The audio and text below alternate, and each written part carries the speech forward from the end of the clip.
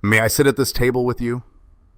Those five simple words quietly changed 3 lives forever. A young woman on crutches walked into a cafe packed with people, carrying a kind of despair that was difficult to name, a longing to feel close again to the family she had lost in a tragedy that took everything from her.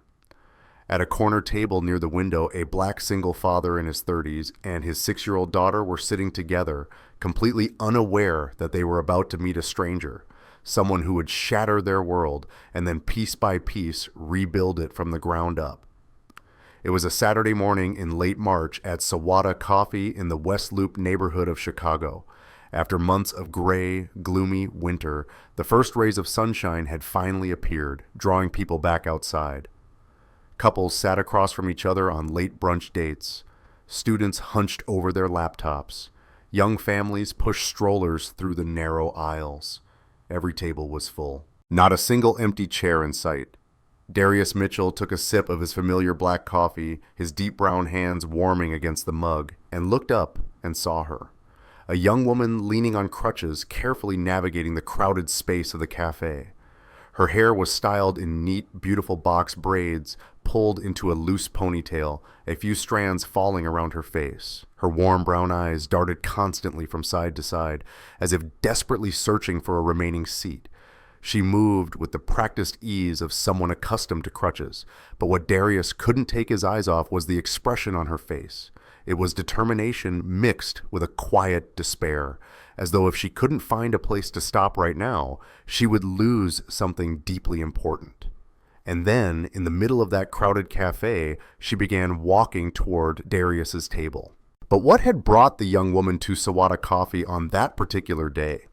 And why would a small table in a cafe become the starting point of a new black family? The answer begins in the very next moment. And then Pumpkin escaped during the presentation and ran straight under Miss Davenport's desk. She screamed so loudly that 6-year-old Amara was telling her story with complete enthusiasm, her small dark-skinned hands waving wildly as if the entire world were unfolding right in front of her. Her tight natural curls bounced with every movement. Darius smiled at his daughter, but his eyes never left the woman.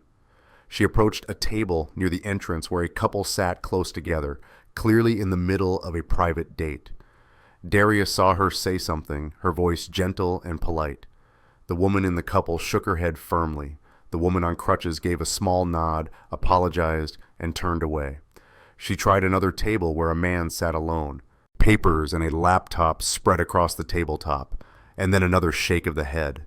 Darius saw her shoulders slump. He saw the way she bit her lip, as if trying to keep the tears from spilling over. Something about the sight made his chest ache, a sharp, very real pain that was hard to name. "Dad, are you even listening to me?" Amara's voice pulled Darius back. "Of course, sweetheart, Pumpkin ran away, and that was 5 minutes ago. Now I'm talking about..." But Darius's attention drifted once again. The woman on crutches was now standing in the middle of the crowded cafe, looking around with an expression that made his heart tighten, lost, alone, as if she were surrounded by people yet belonged nowhere, as if she were on the verge of giving up something incredibly important. In that brief moment, their eyes met across the noisy cafe. Darius saw vulnerability in her gaze, a fragile flicker of hope, and a deep sorrow that seemed to rise from the very bottom of her soul. She took a deep breath, adjusted her crutches, and began walking towards their table. The scent of freshly roasted coffee blended with vanilla from the pastry counter. Soft indie music mingled with the low hum of conversation. Outside the window, Chicago was slowly waking under the rare, early spring sunlight. "Excuse me," her voice sounded as she reached their corner table by the window, gentle, polite, steady, though Darius could still hear the tremor she was trying to hide beneath it. "I'm really sorry to bother you. I know this may sound strange, but would you mind if I shared this table with you? It's very crowded, and there aren't any seats left." She paused. Her eyes shimmered with unshed tears. "I really need to be here today. It's very important to me." Darius stood up immediately and pulled out the empty chair across from them. "Of course. Please have a seat. I'm Darius, and this is my daughter, Amara." Relief spread across the young woman's face like dawn breaking through storm clouds. She carefully sat down and leaned her crutches against the wall beside her. Thank you so much. I'm Imani. She looked at both of them, and Darius noticed her eyes were still wet, as if it would only take the smallest reason for the tears to fall. I asked those tables first, but they said they needed privacy. I started thinking I'd have to leave, and Her voice caught. I really couldn't bear to leave without sitting down for a while. We're happy to share the table, Darius said warmly. It gets really busy here when the weather's nice. Amara, never a shy child, immediately leaned forward, her eyes sparkling with curiosity. We come here every Saturday. It's our special tradition. I always get hot chocolate with lots and lots of whipped cream, and Dad always orders boring black coffee. She scrunched up her nose at Darius's cup. Do you like hot chocolate? Imani smiled, though sadness still lingered on her face. The smile reached all the way to her eyes. I love hot chocolate. It sounds perfect for today. A barista appeared, and Imani ordered a coffee and a croissant. As soon as the barista walked away, Amara launched straight back into conversation with the boundless energy only a 6-year-old could have. I'm in first grade, and my teacher is Miss Davenport. We have a hamster in class named Pumpkin because it's orange and fluffy. Do you have any pets? Not right now, Imani replied, her brown fingers curling around her coffee cup as if trying to hold on to its warmth. But I used to have a cat named Misty. She was gray with little white paws. That's such a pretty name. Sophie, my friend, taught me a Spanish word, niebla. It means fog. Her family speaks Spanish. Imani's smile widened. That's exactly why I named her that. Darius realized he was starting to relax. There was something about Imani, even with the sadness she carried, the way she listened to Amara with genuine attention. She asked about school, about Pumpkin, about Amara's friends. She laughed at the funny parts, widened her eyes at the dramatic ones. About 15 minutes passed before Imani gently set her coffee cup down. She looked at the two of them with an expression Darius couldn't quite name, gratitude mixed with something deeper, something more painful. There's something I want to tell you, she said softly. The reason I needed to be here today is because today is my birthday. I just turned 23. Amara's eyes went wide with excitement. Your birthday? And without thinking, without asking permission, Amara jumped to her feet and sang out loud, Happy birthday to you! Happy birthday to you! Happy birthday, dear Imani! Happy birthday to you! Darius immediately joined in, his deeper voice blending with his daughter's high, slightly off-key, but enthusiastic singing. A few people at nearby tables turned to look. A woman smiled and joined in on the final line. An older couple across the cafe sang along as well. When the song ended, tears were streaming down Imani's cheeks, but she was smiling through them. Darius saw something break open in her eyes, like a small crack in the armor she had been wearing for so long. That was... She wiped her tears with trembling fingers. That was the most beautiful thing anyone has done for me in a very long time. Thank you both of you. Everyone deserves a birthday song, Amara declared with absolute certainty. Then her face suddenly lit up. Dad, we have to get her a birthday cake. You can't have a birthday without cake. Oh no, please don't. Imani shook her head quickly. Darius glanced toward the pastry case near the register. The cake here is actually really good. Are you okay with it? It's your birthday. You've already been so kind, Imani said, her voice breaking. I don't want to be any more trouble. You're not a bother at all, Darius said gently. Truly, please let us celebrate with you. Despite Imani's repeated protests, Darius still excused himself and walked towards the counter. A few minutes later, he returned with a small chocolate cake topped with smooth vanilla buttercream, a single lonely candle standing in the center. As Darius leaned down to light the candle, a few people at nearby tables began to notice. Someone softly started singing, and very quickly, the entire corner of the cafe where they sat joined in a familiar melody. Imani closed her eyes. Darius saw her lips move slightly, as if she were whispering a wish meant only for herself. Then she leaned forward and blew out the candle. A small round of applause followed, spreading through the warm space of the cafe. All right, Amara announced solemnly. The birthday girl gets the first piece and the biggest one. She carefully cut the cake with a seriousness that was almost funny, as if it were an important mission. As they shared the cake together, something subtly shifted in the air. The sweetness of the moment and the unexpected kindness from strangers seemed to open a door inside Imani, a door she had kept tightly locked for a very long time. "This café," she began, her voice barely above a whisper, her eyes fixed on the plate in front of her. "This was my family's place, our Saturday morning tradition, just like yours and Amara's." Darius's chest tightened. He glanced at Amara, who had stopped eating her cake, her child's intuition sensing the weight in Imani's voice. Imani looked up, her gaze meeting Darius's. "It was me, my younger sister, Zuri, and my parents. We lived just a few blocks from here in a small apartment above myopic books. My father was a firefighter at Station 18. My mother was a pediatric nurse at Lurie Children's Hospital." She paused. Darius saw her hand tremble around her fork. "We never had much, but Saturday mornings at Sawada Coffee, those were the happiest moments of my life. Zuri always ordered strawberry waffles with extra syrup. My dad told terrible jokes that made my mom groan, but had us laughing nonstop. And my mom always secretly took a bite from everyone's plate." Imani's voice began to shake. "We sat at a table just like this one, and during those hours, nothing else in the world mattered." Darius instinctively reached across the table and gently placed his brown hand over hers. "What happened, Imani?" Imani closed her eyes. A single tear slowly rolled down her cheek. 2 years ago, there was a gas leak in our building. The landlord had been warned many times about the old corroded pipes, but he always said, next month he'd fix it. Next month, and then next month again. She took a trembling breath, her fingers tightening around Darius's hand as if it were the only lifeline she had. "That night, we were all asleep." Her voice broke. "The explosion." The next words were almost a whisper. "I woke up in the hospital 3 days later. The entire building had collapsed." Imani's whole body shook.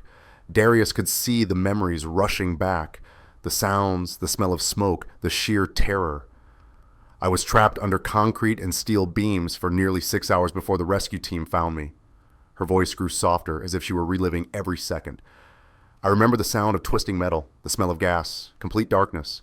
I called out to them, my dad, my mom, Zuri, but there was only silence."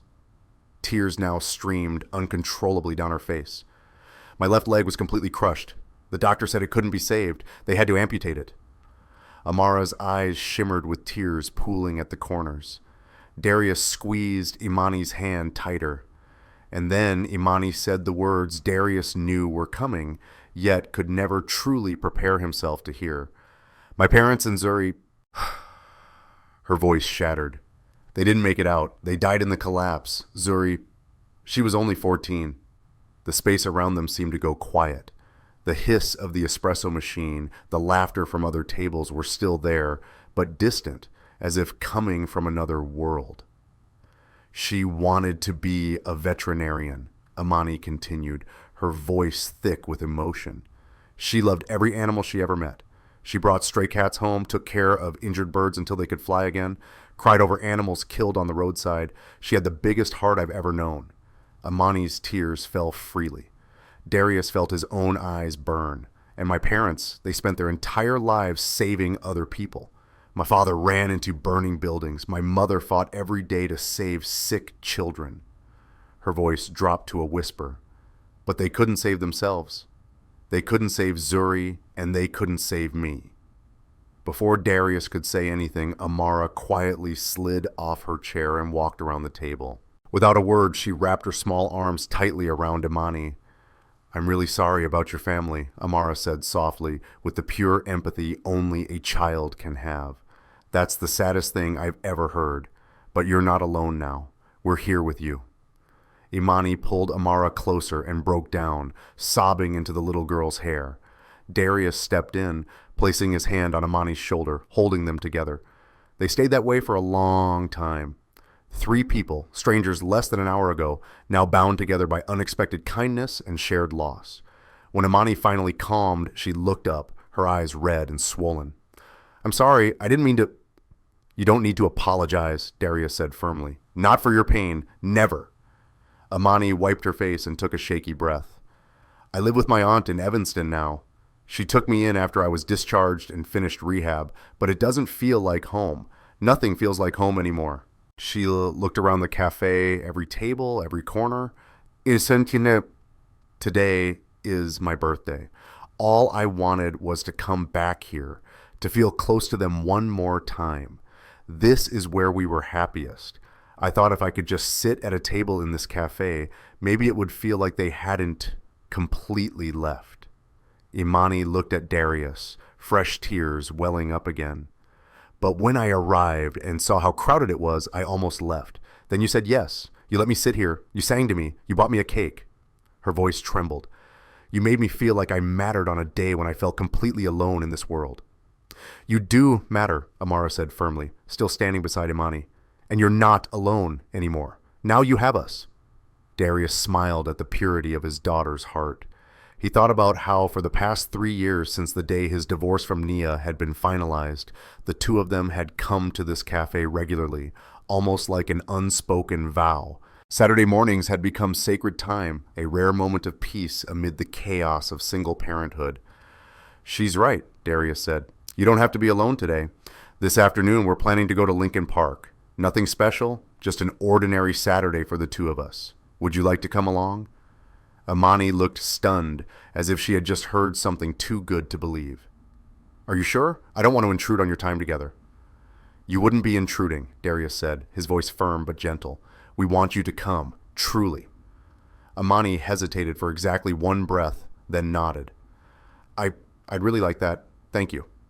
They spent the rest of the afternoon at Lincoln Park. Amara ran straight for the swings as soon as they arrived, pumping her legs higher and higher, her laughter soaring on the wind. Darius and Imani sat on a bench, talking in the way people only can when they feel a connection that is both surprising and somehow meant to be. The Chicago spring breeze blew softly, carrying the scent of damp earth and newly bloomed flowers. Sunlight filtered through the still sparse trees, scattering flickers of light across the paths. How long have you had your Saturday morning tradition? Imani asked, watching Amara swing higher and higher. 3 years, Darius replied, and for the first time he opened up about his own story. Since the divorce was finalized, Amara was 3 when her mother and I separated. I'm sorry, Imani said quietly. That must have been very hard. Darius nodded, surprised at how easy it felt to say these things while sitting beside her. It was hard, but necessary. Nia and I, my ex-wife, we got married very young, 22, right out of college. Back then, we thought we wanted the same things. It turned out we didn't. He paused, watching Amara jump off the swing and run towards the climbing bars. She's an artist, a free spirit. She loves spontaneity, adventure, road trips dreamed up at the last minute. And me? Darius smiled softly, as if admitting a long-known truth. I'm a homebody. I like routine, quiet mornings, stability. Darius let out a slow breath. When Amara was born, we both tried very hard to make things work. But trying to become someone you're not, it's exhausting. We didn't hate each other. There was no anger. It was just... Slowly, we stopped loving each other like colors fading under sunlight. That sounds even harder than anger, Imani said. It is, Darius admitted, because there's no one to blame. No betrayal, no dramatic fights, just a sad truth. Sometimes loving someone isn't enough if two people want fundamentally different lives. Imani was quiet for a moment, then asked softly, Where is she now? Milwaukee, Darius replied. She's a curator at a gallery there. She visits Amara twice a month and calls often. Our divorce was relatively peaceful. We chose mediation instead of lawyers. I got primary custody because my teaching job is more stable and Amara needed that consistency. You're a teacher? Darius smiled. A middle school art teacher. Honestly, it's chaos, creativity, and hormones all mixed together. He chuckled. But I love it. An art teacher, Imani said, and something lit up in her eyes. That fits. You have that energy. Patient, thoughtful, creative. What about you? Darius asked. You mentioned graphic design. Imani nodded. Freelance. I work from home, which has been better since the amputation. I had to relearn my entire workflow. I used to pace around the apartment when I was thinking, then sketch while standing at an easel. Now I do most of my work seated on a tablet. It took months to adapt, but I did. That's incredible, Darius said sincerely, and incredibly resilient. I didn't have many choices, Imani replied softly. Either adapt or give up, and I'd already lost everything else. I wasn't about to lose my career too. The afternoon passed and they discovered more shared interests. They both loved hiking, though Imani hadn't been on a trail since the accident. They both preferred indie films over blockbusters. They both believed the smell of Chicago after rain was the best scent in the world. They both loved bookstores with creaking wooden floors and cafes with mismatched furniture that somehow still had a soul. But what stayed with Darius most wasn't those similarities.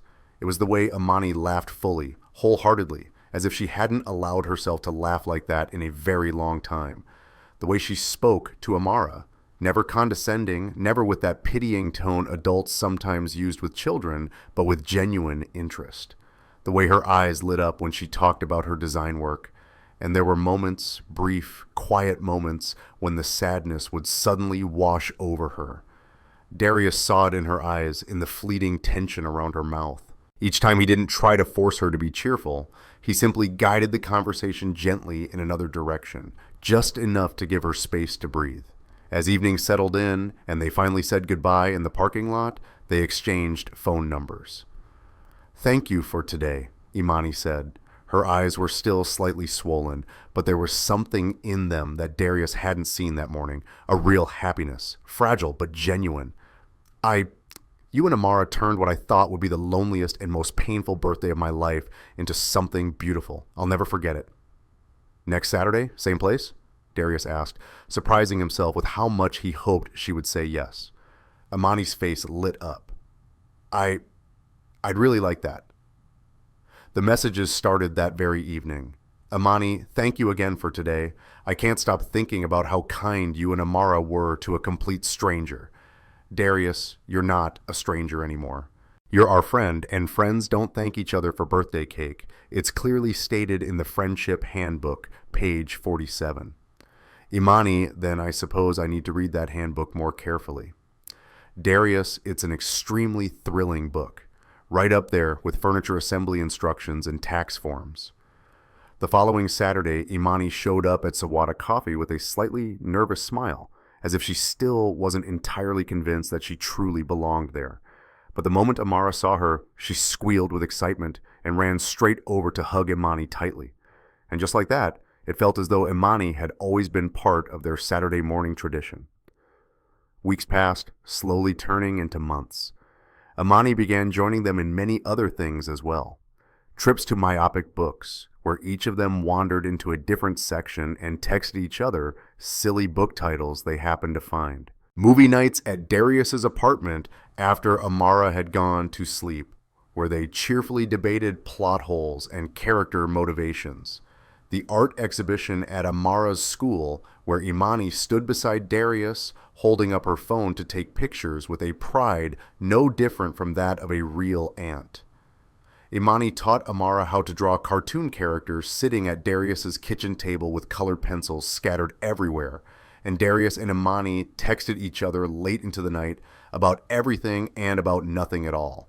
Silly memes, small observations from the day, and deeper conversations about grief, hope, and rebuilding a life from broken pieces. 2 months after they met, Imani made a decision. "I'm moving back to Chicago," she said one evening, as the two of them sat on the couch after Amara had gone to bed, watching a documentary that neither of them was really paying attention to. Darius's heart gave a small leap. "Really?" "My aunt supports it," Imani continued. "She knows I need to rebuild my life, and living far away from the only place that feels like home, it doesn't make sense. I'm looking for an apartment around here. There's a studio available 3 blocks away." "That's wonderful," Darius said, trying to keep his voice steady even as his heart pounded. "I can help you move." "You don't have to." "I want to." On moving day, Darius recruited a few of his teacher friends, Mark Dillard, Kevin Rohr, and Jenna Carlisle. They carried boxes up 3 flights of stairs, assembled furniture, and hung artwork. Amani ordered pizza for everyone, and by the end of the day, the small studio apartment truly felt like a home. 3 months into their friendship, Amani had fully woven herself into the lives of the two of them. She knew Amara hated broccoli, but loved Brussels sprouts. She knew Darius graded papers more efficiently with soft jazz playing in the background. She remembered both of their coffee orders exactly. She became the first person Darius texted when something funny happened. The person whose opinion he valued, the person whose laughter alone could make his entire day feel lighter.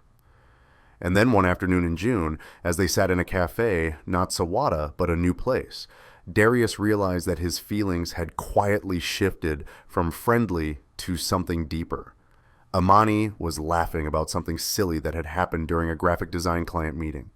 She tilted her head back, the afternoon sunlight catching her braids in a perfect way. Darius's heart skipped a beat. He was in love with her. Maybe he had been for a long time, but he didn't say anything. Amani had already endured too much loss. She was 9 years younger than him, and above all, there was Amara to consider. What if he misread the signals? What if pursuing a romantic relationship destroyed the friendship they had so carefully built? So Darius chose silence. He cherished what they had while quietly longing for more. 4 months after the day they met, everything changed. It was a Tuesday evening in early August. Darius was grading his students' art projects at the kitchen table while Amara sat beside him, carefully coloring. His phone rang. Nia's name appeared on the screen. "Hi, Nia, is everything okay?" "Yes, actually, I'm calling with good news." Her voice was excited and energy Darius hadn't heard from her in years. "I've been offered a position at the Art Institute of Chicago, a curator role with a path to senior curator within 2 years. It's exactly what I've been working toward, and it means I'll be moving back to Chicago." Darius's grip tightened around the phone. "You're moving back here?"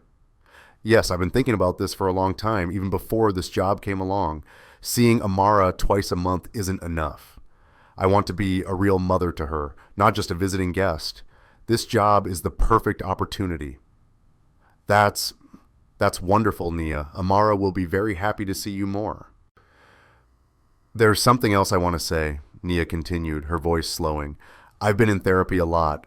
I've done a lot of reflection about myself and about us, about our marriage." Darius's stomach dropped. "Naya!" "Darius, let me finish," she interrupted. "We were too young when we got married. We let stress and our differences pull us apart. But maybe we gave up too soon. Maybe with time, with maturity, we could try again. Not right away, but someday." Darius felt as if he couldn't breathe. "Think about it, Darius, a real family for Amara. Both parents together, giving her the stability and love she deserves." I don't know what to say. "You don't have to answer right now. I know this is a lot. Just think about it. For Amara, if nothing else." When the call ended, Darius sat motionless at the kitchen table, his thoughts spinning. Amara looked up from her coloring book. "That was Mom, wasn't it?" "Yes, sweetheart." "Is Mom coming to visit?" Darius took a deep breath. "Actually, Mom might be moving back to Chicago for a new job." Amara's face lit up. "Really? Mom's coming back here? That's the best news ever." She jumped out of her chair, completely forgetting about her coloring. "Dad, this is amazing. I can see Mom all the time. And maybe if Mom's here, you and Mom can be together again. Like a real family, like Harper's parents. We could live together." Darius's heart sank. "Sweetheart, it's not that simple." "But it could be," Amara insisted with the innocent certainty of childhood. "If Mom is here and you're here, you could fall in love with Mom again. That's how it always works in movies. Then we'd be a real family. I wouldn't have to go back and forth anymore, and we could have dinner together every night." Darius looked at his daughter, her eyes shining with hope, her radiant smile, and felt a dull ache spread through his chest. Sometimes the people you love most want things you simply cannot give them. That Saturday at Sawada Coffee, Imani almost immediately sensed that something was wrong. Darius seemed distracted, far quieter than usual, barely touching his coffee. "Hey," she said softly after Amara ran off to look at the pastry case. "What's going on? You seem really distant." Darius sighed, rubbing a hand over his face as if trying to pull himself back into the moment. "Nia called. She got a job offer in Chicago. She's moving back." "Oh." Amani's expression shifted almost imperceptibly. Something passed across her face so quickly that Darius couldn't quite read what it was. "That's good, right?" Amani said, forcing her voice to stay even. "Amara will get to see her mom more." Yeah, it'll be good for Amara." "Is there something else?" Imani asked carefully. Darius hesitated. How could he tell her that Nia wanted to try again? That his ex-wife had suggested rekindling their marriage? That he himself was confused, unsure how to make sense of it all? He chose his words as if stepping onto thin ice. "It's just, there are going to be a lot of changes, a lot to figure out." What Darius didn't know was that later that afternoon, when he stepped outside to take a call from his sister, Amara had told Imani everything with the blunt innocence of a child who had no concept of holding things back. "You know what?" Amara said, practically vibrating with excitement. "My mom is moving back to Chicago, and I told Dad that maybe they could fall in love again, and then we could be a family living together. Isn't that the best idea ever? Then I'd have both my mom and my dad in the same house." Imani felt something shatter inside her chest. "That," she tried to say, forcing a stiff smile onto her lips, "that would be really wonderful for you, Amara." "I really hope it happens," Amara went on, completely unaware of the pain that had just flashed through Imani's eyes. "I pray about it every night. I want my mom and dad to be together again." That night, Imani lay awake in her studio apartment, staring up at the ceiling as the Chicago rain tapped a steady rhythm against the window. Of course, Darius would want his family reunited. Of course, he would choose what Amara wanted most, both parents, a complete family unit. What could Imani possibly offer in comparison to that? She was just a broken girl who had wandered into their lives at a cafe. She had no right to stand in the way of Amara having a whole family again. And Darius? He had never shown her that he saw her as anything more than a friend. She had been foolish to let herself fall in love with him, foolish to imagine he might feel the same. Over the next 2 weeks, Imani began to quietly withdraw. Darius's messages were answered less and less. Invitations were declined gently, politely enough that there was nothing to argue with, yet cold enough to hurt. "Want to go see a movie Friday night?" "I can't. Sorry, I'm buried in a big freelance deadline." "Saturday coffee?" "I'm not feeling very well. Maybe another time." "Next Saturday? I have to drive to Evanston to help my aunt with something." Darius was confused and hurt. What had he done wrong? What had he said to upset her? The change had started right after he mentioned Naya moving back. He tried calling, but Imani let it go to voicemail. "Did I do something wrong? Please talk to me. I miss you." Hours later, the reply finally came. "I just think I've been imposing too much on your time with Amara. You and she need your own space, especially with everything changing." Darius stared at the message, unable to understand it. Imposing? Imani had become part of their family. How could she possibly think that? By the third Saturday without Imani, Amara looked around Sawada Coffee with confused, wounded eyes. "Where's Imani? Why isn't she coming anymore? Did we do something to make her mad?" "No, sweetheart," Darius said, trying to keep his voice gentle. "She's just busy." "But she's never busy like this before," Amara whispered, her voice small and hurt. "I miss her, Dad. She's my friend." Darius felt his throat tighten. "I miss her too," he admitted. That night, after tucking Amara into bed, Darius sat on the couch, trying to piece everything together. Imani had started pulling away right after he mentioned Nia, and Amara had been so excited about the idea of her parents getting back together. Unless... The realization hit him like a freight train. Amara must have told Imani about wanting her parents to reunite. And Imani, sweet Imani, who had lost her entire family, probably believed she was standing in the way of Amara getting a whole home again. She was sacrificing her own happiness, sacrificing the friendship they had built, simply because she thought it was the right thing to do for Amara. Darius jumped to his feet and grabbed his keys. 20 minutes later, Darius stood outside Imani's apartment door and knocked. When Imani opened it, surprise flashed across her face. Then immediately, something like panic. "Darius, what's wrong? Is Amara okay?" "Amara's fine," Darius said quickly. "She's with our neighbor, Mrs. Pruitt. We need to talk, please." Imani hesitated, then stepped aside to let him in. The studio apartment was small but warm, and what made Darius stop short immediately was the photos. Photos everywhere. Pictures of her late family on every surface. A younger Imani, Zuri grinning. Her parents with their arms around both girls. Moments frozen in time. A world that had been lost. They sat down on the old sofa. Darius turned to face her, direct enough to leave neither of them an escape. "You pulled away because of Nia, didn't you?" Imani's eyes filled instantly with tears. "Darius, Amara told you, didn't she?" Darius asked, his voice dropping. "About wanting Naya and me to get back together." Imani looked down, twisting her hands in her lap. She's excited about having both her parents in the same city, and she should be excited. She deserves a complete family, Darius. Parents who love each other, living together. After everything she's been through with the divorce, she deserves that fairy tale ending. "Imani," Darius said, his voice rough. "Look at me, please." She looked up, tears sliding down her cheeks. "I need you to understand something," Darius said firmly, taking her hands. "Nia and I are not getting back together. We don't love each other.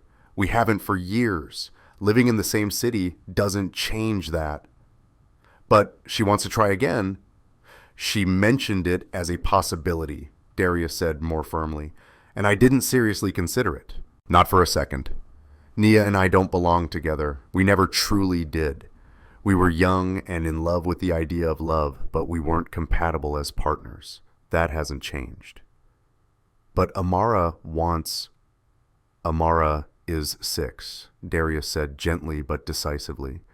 "She has fairy tale ideas where everyone lives happily ever after in the same house, but that's not reality, and it's not what's best for her. Nia and I can still be great parents to Amara without being married to each other. She'll understand when she's older." "Darius, I'm not finished," he interrupted, his heart pounding so loudly he could hear it. "I need to say something, and I need you to really hear me. The past 4 months have been the happiest months of my life since the divorce," Darius said, his voice shaking. "Not because of convenience, not because of circumstance, but because of you." Imani stopped breathing. "Because you make me laugh in ways I thought I'd forgotten how. Because you see the world through a lens that pulls me in. Because you're kind, resilient, real, and beautiful. And because when I'm with you, everything feels right in a way it never did with Nia." Imani's tears fell harder. "You can't say things like that." "Why not?" Darius asked, almost laughing through the pain. "It's the truth." He took both her hands, holding them tightly. "You're not standing in the way of anything, Imani. You're not an obstacle to my family. You are my family. You've been my family since the day you asked to share our table. Amara loves you, and I—" He took a trembling breath. "I love you. I am in love with you. I've been in love for weeks, maybe months, and I hope you feel the same." Imani looked at him, tears streaming, her breath uneven. "I do," she whispered. "I've loved you since the day you sang happy birthday to a stranger and made her feel seen, but I couldn't let myself hope that you—" Darius pulled her into his arms. Imani broke down against his chest as if all the emotion she had been holding back for weeks had finally found somewhere to spill. He held her tightly, one hand cradling the back of her head, the other wrapped around her waist. "You're allowed to hope," he whispered into her hair. "You're allowed to want. You're allowed to be loved, Imani. You're allowed to be happy." "I love you," Imani said, pulling back to look at him through tears. "I love you so much, and I love Amara. But I'm scared." "Scared of what?" "Scared of ruining this. Scared you'll realize I'm not enough. Scared Amara will resent me because I'm not her mom. Scared." Darius kissed her softly, gently, filled with months of longing that had never dared to be spoken. When they pulled apart, he rested his forehead against hers. "You are enough," Darius said firmly, cupping her face in his hands. "You are more than enough. and we'll figure everything out together. Nia moving back, new custody arrangements, all of it. But please don't pull away from us. Don't leave us. We need you. I won't leave, Imani promised, clutching his shirt like a lifeline. I'm sorry I tried. I'm so sorry. You don't need to apologize, Darius said, kissing her forehead. You being in our lives is the right thing. They held each other for a long time. Outside, the Chicago rain continued its steady rhythm against the window as if washing away fear and doubt, leaving between them only the truth. The next morning, Darius sat Amara down at the kitchen table for a conversation he knew he could not avoid. "Sweetheart," he began, his voice slow and steady, "I need to talk to you about Mom moving back to Chicago." Amara looked at him with eyes full of hope. Her toast paused halfway to her mouth. "Your mom and I both love you more than anything in this world," Darius said. "And Mom wants to move back here so she can see you more. That is truly wonderful." But he drew in a breath as if he had to gather all his courage to say what came next. "Mom and I are not getting back together." Amara's face fell immediately. The toast hung forgotten in the air. "But why? If Mom is here, then—" "Because sometimes," Darius said gently, "people who care about each other realize they're better as friends than as husband and wife. Your mom and I tried very hard when we were married, but we weren't happy together in the way a couple should be. We made each other sad more than we made each other happy. But I want all of us together," Amara said, her voice trembling, her eyes starting to fill with tears. "I know, sweetheart, and I understand why you want that," Darius said, taking his daughter's hand. "But we are still together, just in a different way. You have a mom who loves you, and you have a dad who loves you. Both of us are here for you. That's what matters, not whether your parents live in the same house or are married to each other." Amara was quiet for a moment, as if trying to swallow something too big and too difficult. Then she looked up. "Is it because of Imani?" "No," Darius answered immediately, firmly, his hand tightening gently around those tiny fingers. "Your mom and I decided to divorce a long time before I met Imani." He paused, choosing his words as if picking up shards of glass. "But I need to tell you something about Imani." Amara watched him closely. "I love her, Amara," Darius said, "not just as a friend, but the way grown-ups love each other when they want to be together." To his surprise, Amara's face didn't darken the way he feared. It softened, as if some part of her had been waiting to hear it for a long time. "Like a boyfriend and a girlfriend?" "Yes," Darius nodded. "Exactly like that." Amara went quiet again, her 6-year-old mind processing feelings more complicated than she had words for. Then she said, "Honestly, I like Imani. She's really nice. And Dad, you laugh a lot when she's around. You laugh more." Darius felt his eyes sting. "I do laugh more when she's around. Does she still get to have Saturday coffee with us?" "Always, sweetheart, always." Amara nodded slowly, then climbed into Darius's lap and hugged him tightly. "I still wish you and Mom could be together," she admitted, her voice muffled against his chest. "But I guess if you're happy with Imani, that is okay." "Thank you for understanding," Darius whispered. "My girl." 6 weeks later, Nia moved back to Chicago. She and Darius agreed on a new custody arrangement during a meeting at a neutral café. Amara would stay with Nia every other weekend, plus one evening a week for dinner. It took some time to adjust, but then it worked. The first time Nia came to pick Amara up from Darius's apartment, she met Imani. After Amara ran off to pack her overnight bag in excitement, the two women stood a little awkwardly in the doorway, as if neither of them knew how to begin in the right way. Nia was exactly as Imani had imagined, tall with an artist's presence, fingers speckled with paint, expressive eyes as if she were always thinking about a painting she hadn't yet created. "So, you're Imani," Nia said, her voice calm but her expression unreadable. "I am," Imani replied, trying to stay steady even as her heart hammered. "I want you to know I'm not trying to replace you. You're Amara's mother. I would never—" "I know," Nia cut in. And to Imani's surprise, Nia smiled, a real smile reaching all the way to her eyes. "Amara talks about you all the time," Nia said. "Imani taught me this. Imani said that. I can tell she loves you, and I can also tell you make Darius happy in a way I never did." Nia paused, glancing toward Darius, who was in Amara's room, helping her pack. "I thought I wanted to try again with him," Nia said, her voice lower. "But the truth is, I was lonely, and I confused wanting to be a better mother with wanting to be his wife again. Those are two different things." Then she turned back to Imani. "I'm truly glad he found you. Take care of them, will you? Both of them are pretty special." Imani felt tears rise. "Thank you," she said softly. "That means more than you think." "Take good care of my daughter," Nia said, her voice softening. "Not just Darius, Amara too." "I will," Imani nodded firmly. "I absolutely will." Over time, Nia and Imani built a respectful co-parenting relationship grounded in their shared love for Amara. Of course, there were awkward moments and adjustments, school events, holidays, the scheduling logistics, but they worked through it all with maturity, always putting Amara first. 1 year after that fateful meeting at Sawada Coffee, on a Saturday morning in late March, at the very table where it all began, Darius got down on one knee.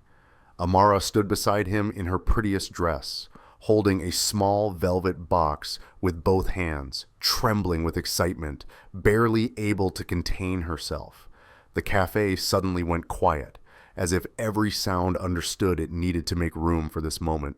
Other customers began to notice. "Imani Vance," Darius said, taking her hand as Imani stared at him in disbelief. "The day you asked to share our table, you changed our lives completely." His voice was slow, each word carrying weight. "You brought light, love, and laughter back into our world. You showed me what true partnership looks like. You were patient with Amara as she adjusted. You were kind to Naya. You have been everything I didn't know I needed." His voice trembled with emotion. "Will you marry us? Will you officially become a part of our family?" Imani cried and laughed at the same time, one hand covering her mouth. "Yes!" she burst out, breaking open. "Yes, yes, absolutely, yes." Amara opened the velvet box, revealing a beautiful ring, simple, elegant, with a small diamond catching the morning light. The whole cafe erupted in applause. The very people who had sung Happy Birthday 12 months earlier were now cheering for a new beginning. Darius slid the ring onto Imani's finger and kissed her. Amara rushed forward, wrapping her arms around both of them. Mr. Grant Holloway, the owner, brought out a bottle of champagne for Darius and Imani and hot chocolate for Amara on the house. "To the family that started at table 7, someone shouted, and the entire cafe raised their cups. 6 months later, they got married on a warm Saturday morning in September. The wedding took place right there at Sawada Coffee, at the corner table where everything began.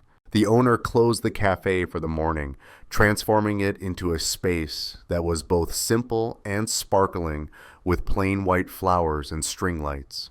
Amara was the flower girl, wearing the green dress she had chosen herself, and she announced to anyone willing to listen that she had known they were in love since forever. Nia came and took photos, genuinely happy for them.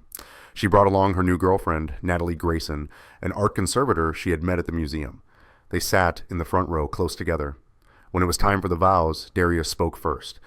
"Imani," he said, his voice thick but clear, "when you asked if you could share our table, you gave me more than a coffee friend. You gave me hope. You taught me that family isn't only what you're born into, it's what you build, one kind moment at a time. You showed Amara what resilience looks like, and you showed me what love is supposed to feel like." His voice was full of emotion. "First, I promise I will always save a seat for you at our table, celebrate every birthday like it's the most important day of the year, and remind you every single day that you are exactly where you belong." Imani's hands trembled as she held his. "Darius," she said, her voice breaking with tears, "I came to this cafe on the worst birthday of my life to look for ghosts. But instead I found a future. You and Amara didn't just let me share your table. You made space for me in your heart. You taught me that pain and joy can exist at the same time, that being broken doesn't mean being worthless, and that family is something you create." Tears ran freely down her face. "I promise to love both of you with everything I have, to honor the family you welcome me into, and to never forget that the best things in life sometimes begin with a simple question. Imani took a breath, looking at Darius as if she were looking at an entire lifetime. May I share this table? When they kissed, the small crowd burst into cheers. Amara jumped up and down, and somewhere in the crowd, someone started singing at the perfect, playful moment. Happy wedding day to you. The whole cafe laughed through tears. They cut a small chocolate cake with vanilla buttercream, just like the cake from that first birthday. Imani closed her eyes and made a wish she had been wishing for months, and now it had only one word left: gratitude. As they danced their first dance in the narrow space between tables, Imani rested her head on Darius's shoulder and whispered, "Thank you for saying yes." Darius squeezed her hand and whispered back, as if it were the most beautiful secret of his life, "Thank you for asking." And Amara, watching her dad and new stepmother dance, leaned against Nia and said with complete trust, "Mom, do you know what? Sometimes fairy tales are real. It's just they don't look like they do in books." Nia bent down and kissed the top of her daughter's head. "You're completely right, sweetheart. Sometimes fairy tales look like this." Their story began with a birthday song and a slice of cake. It began with a young woman brave enough to ask for exactly what she needed, and a single father kind enough to say yes. It began with a simple truth, one that quietly redirected the lives of 3 people forever. Sometimes all we have to do is leave a seat at our table for someone desperately searching for a place to belong, because the smallest acts of kindness can create the deepest connections. Because family is not always the people we are born to. Sometimes it is the people we choose to embrace, to walk alongside, to call home. And because sometimes on an ordinary Saturday morning in a crowded cafe, a life can turn in a completely different direction. All because of one simple question: may I sit at this table with you?